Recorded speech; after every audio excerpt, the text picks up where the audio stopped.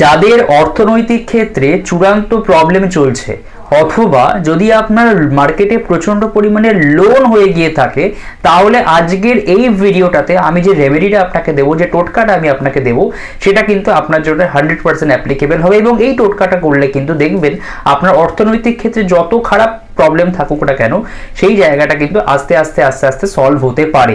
দেখুন, প্রথমত হচ্ছে অর্থের কারক হচ্ছে কিন্তু শুক্র বা ভেনাস। এই ভেনাস যদি খারাপ থাকে বা ভেনাসের সঙ্গে যদি রাহুর কোনো সংযোগ তৈরি হয়, সেক্ষেত্রে আমরা একাধিক সময় দেখতে পারি যে অর্থনৈতিক প্রবলেমস আসছে।